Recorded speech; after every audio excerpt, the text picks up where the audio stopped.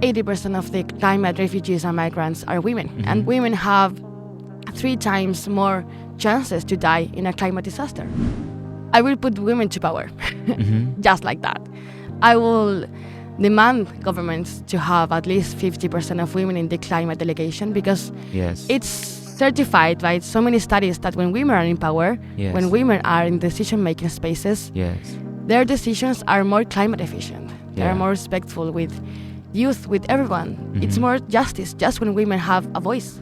The community is what gives me with hope. My friends, like seeing her once a year or twice a year here and working with them always online, like seeing her legs for the first time, it's really surprising. And that every time we came here, we're making an example for someone else. Even though we may not see them with the good consequences of what we're doing, we're setting an example for more girls to come, I think. Hello, welcome to Earth Talk, the podcast for people and the planet. A space where we talk about global challenges from different perspectives, whilst we try to focus on solutions and reasons to be hopeful in times like these. I'm Holldack, and thank you for tuning in. Hello, welcome to today's episode. Today our dear guest is Catalina. She's a climate justice activist from Chile. And thank you so much for taking time being on the show. And how are you?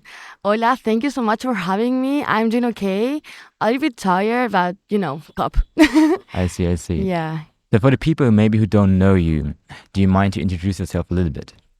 Yes, I'm Catalina. I'm a 19 years old climate activist from Chile. This is a small country in South America next to Argentina. That's how most people know where Chile is. I'm a law student. I'm in my second year now. And I am one of the co-founders of Latinas for Climate, an international network who aims to connect gender justice with climate justice and show the intersection between these problems and how it affects women in Latin America, and with the human rights and everything is happening, and how we in the Global South are already suffering the climate crisis consequences. Okay, you said right away that you're suffering the consequence of the climate crisis. So just for the people maybe who don't know you, where you're living and what kind of impact the climate crisis is having on your home, do you mind to tell like a small introduction to your home? Like, how is home for you? I grew up in the countryside of Chile, 3 hours to the south of Santiago, a small town called Curicó, which means dark water in Abuzungun, the traditional language over there. And yeah, I grew up in the countryside with a lot of trees, with this small river going through my house. And that was my playground when I was a kid. And that was really, really nice. But this year, with all the increasing temperatures and with the low temperatures now in winter, getting time and time lower, all the trees that I climbed when I was a kid, they got frozen. So my dad has to cut them down. And now the playground that I wanted my kids or my nephews or my cousins to have to enjoy as much as I did, it's not there anymore. It's not the same way that I grew up. And this small river that I told you, it's the one that gets water to the farmers around there, because all of my neighbors are farmers and they live of what they grow in their backyards. It gets dry in summer. Where I swim in summer, which was my pool and everything that we, like with my sister, we enjoyed every summer, every day. Now it doesn't have water from probably November to January or February. It's almost completely empty. Wow. Which is affecting totally all my neighbors. Now they have to go even more deep with the water to take it from the underground, I know, like things. I don't know how to say that in English, but and that's affecting the way they knew the life. Like they are growing vegetables mostly in the same places that their fathers did, and now with their brothers they're doing the same. But this knowledge that went from generation to generation is gonna change. Like now their kids have to find another professions, another works, because of climate change. But I personally don't face that much, because now I live in Santiago, in the capital, for college. And yeah, every time I go back, it's a different scenario.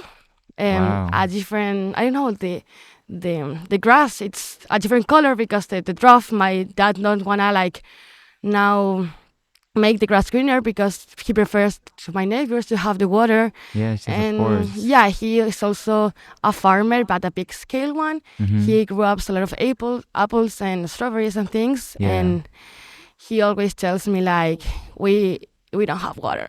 We have to do something with water. That's the main problem that I'm facing now. In like that most changed when I was a kid and now, but there's a lot of things happening in only my region. But wow, that's crazy. Like when you think about, so like when you already notice those big differences in this short of time, like it's crazy when you think about. It is less than 10 years. Like Yeah. it's such a short period. I don't even want to think like what my parent, he grew up in the same house that I did. Yeah. So he's like, yeah, when we are going to the city, because it's far from the city, our house, which is really nice to be really in the countryside. Yeah. He's like, oh, this was my cousin's farm, and now it's houses. Yeah. And like the density, like the growing of the population is also affecting water, and everything we knew from when we were kids, it's completely changed. I'm sorry. This is really apt up to be quite serious. Yeah, it is. You said that you are quite active with Latinas for Climate, Yes. but maybe for the people who don't know how you grew up and stuff, like what was your history then that you said like, hey, that you felt some kind of like a passion or some kind of like a need to do something? Because many people also, they don't. So what was your mindset that you, when you grew up, that you are now being more active in the climate justice movement? I never know how to answer this question because Yeah. there's not a specific thing. Like most of the activists from the global south says that, yeah, there was a huge flood that take all my like neighborhood. There was this huge dry that I don't know my cows died or something like that. It wasn't my case. Yeah. I started doing activism. It's weird to say activism, but Yeah, I get what you doing mean. something for climate action Yeah. in February of 2019, when Mhm. all these Fridays for Future huge wave started to go to countries in the global south. Yes. And that for that time, I was changing city. I was in Talca. It's pretty close to the other one that I mentioned. Mm-hmm. And I was in a really like depression stage. I'm sorry. It was never diagnosticated, but I wasn't really doing nothing with my life. It was in summer vacation. I didn't want to go out of bed and do nothing. It was a weird stage. Okay. But I saw this Instagram post who said like, yeah, Friday the Future is in Talca now. You can come this Friday and join our protest. Yeah. And I was like, yeah, let's do it. I never, like all my friends like didn't want to join me. Yeah. And I don't know why. I never was like this huge, let's recycle, let's clean this place. Never. That was my sister, by the way. Okay. And yeah, I went. And from that day and like months, we never stopped doing all the Fridays, like the protests, the Pacific protests outside our like whole town in the city. Mm-hmm. And yeah, we started doing small things like local things, cleanups, and we went to different schools to talk about climate change, to start educating people, and that was a topic in Talca for a moment. Yeah. But then social explosion happened, this huge protest that you may know because it was known worldwide, Yeah. how Chile, this really stable and really wealthy country, Latin America, Yeah. burned out in a few days. Wow. It was huge. It was really surprising for me because I'm a really privileged girl, Mhm. and I always try to say that because I never realized so much inequity in the country, and it was something happening after the dictatorship, like the Augusto Pinochet dictatorship. It was hard. They only prioritized economy, and people were suffering, and we didn't knew the government didn't did something to have more justice. Mm-hmm. So that happened. It wasn't safe for us to be every Friday protesting, even if it was peaceful, because police was literally shooting people in the eyes. There's Wow. more than 300 persons that are blind now Wow. because the gunshots of the police. Wow. Some of them even died. Some of them they had to cut their arms, their legs because of the gunshots. It was awful and really violent. It was Yeah. a really hard time in Chile. It was for months that were it going on. So Mm-hmm. we tried to move a little bit online our activism, our local actions. Yeah. And yeah, then with the pandemic in 2020, everything changed. And I started working mostly with this CASU agreement. Mm-hmm. That is this regional agreement for Latin America and the Caribbean that aims to grow like environmental democracy, give access to participation, to justice in environmental things, to access to information, also to defend the climate defenders in the region. Mm-hmm.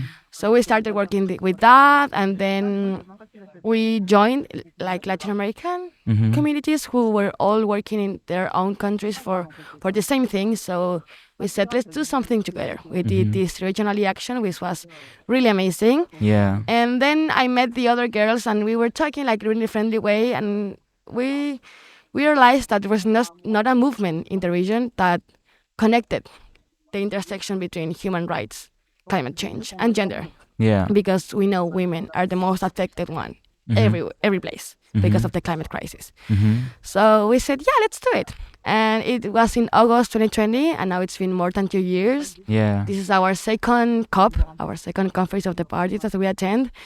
And now we are more than 100 volunteers from 15 countries of the region, which is really Wow. surprising. I'm really proud of that. Yeah, of We were course. 8 at first, and now we're over 100, and yeah, I love them. Yeah, I mean, I remember I talked last year to you, and Yeah. now I didn't know that you actually brought now 100 people here. We were like 15 or so, Wow. and now every day we get like texts like, how can I join? How can I be part of that? I really love your work, and yeah, we try our best. It's never enough, but we try to do something. Yeah, that's amazing. But you mentioned at the beginning when you said the history how Latinos for Climate evolved, that you were like more in a depressive state, and I don't want to get too much into it because it's really private and I totally respect it. But how did maybe your activism or what you were doing influence your mental health in that way? It depends on the day, maybe, Yeah, of but course. I really love the community that climate activism gives to you. It really changed my life completely. Now I don't see my life without activism completely. Like now you have a motivation to do something every day. If you're bored or something, you talk with a friend and let's do a project, let's do the thing, let's do that, and you're doing something good for the planet. It's something. It really changed completely my way of seeing life, of I don't know, connecting with other people. And climate activism, it's like the best thing I have actually. Like everyone asks me, it's like, why are you studying law? And I don't like law school. I really like what you can do with the law school to be and have a more impact with the activism in environmental things. It's amazing. Yeah. So, I mean, people who feel like more sad maybe and quite depressed, like of the state of the world, like which advice would you maybe give them when you're in such a space, like in the mental state, like? I think that it's to find a community that can help you to go through something that will fit and full your soul and your heart, and find something that motivates you. Maybe it's not the environment itself, it's women, it's, I don't know, human rights, it's water, it's agriculture, it's something in a different areas that the climate activism has, because it's so many different ways of seeing life, and it depends on what you want and what you need. What can you help in your community, and find people that can support you, because there's no one else that can understand you the way that your peers do. That's so true, yeah. Also, I've been talking to many other people, and I think it's quite a big similarity that people felt really, really sad about the state of the world, and most people found a really big support and what was like helping their mental state by finding community. Like many people actually said that to me. Totally. Hey, I'm sorry for the small interruption. I just want to mention shortly that Earth Talk is not a commercial podcast project. To stay independent, we need supporters who make this project possible on a sustainable basis. If you like this podcast, feel free to join our Patreon community. The link is in the description. And also every share, comment, like in the socials or good rating wherever you're listening to this podcast is a big support. Thanks a lot in advance, and now back to the conversation. Okay, so you mentioned Latinos for Climate. Tell me, what is that? Who are those people? What is the work you guys are doing? They are girls from 15 to 25 years old, and we are connected by the love for Latin America, for our countries, for our community, for our biodiversity. And because of we know that women, girls, young girls from the global south and specifically from our countries are the most affected one by the climate crisis consequences. And because we know and we understand that we're already facing them, even we faced them yesterday, like 2 years ago, every day, women, specifically the one with less like money, with less resources to adapt to that and mitigate the consequences. So we try to educate people from all over the world about this topic and to tell them every day that 80% of the climate refugees and migrants are women. Like that, women have 3 times more chances to die in a climate disaster only because of society.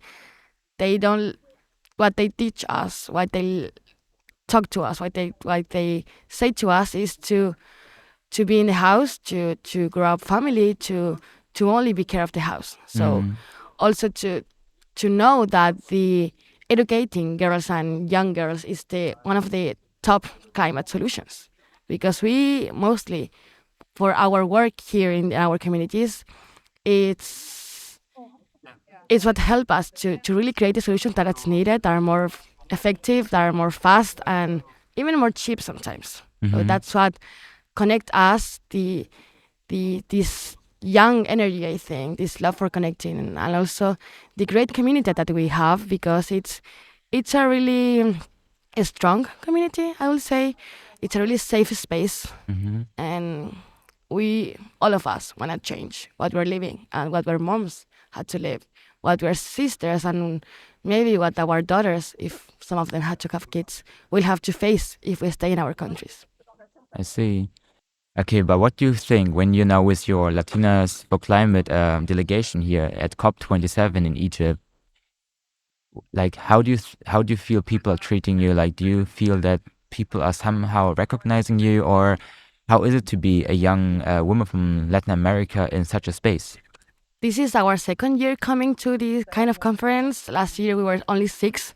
Yeah. This year we are 14, actually, which is a really nice thing to know that we're so many. And it's different, I think. Last year we were able to talk. We had freedom of speech, of action. This year we don't.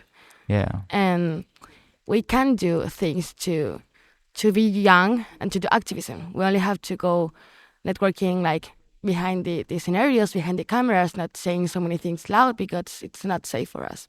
So it's different. We are being seen, we are being known. This is my 4th or 5th, I think, UN event or something like that, like international conference. So yeah, we have a name now, but there's still a lack of representation that is huge. Like the other day with the World Leaders Summit, there was this official picture about all the leaders, and from over 50 persons, there was only 5 women. Wow.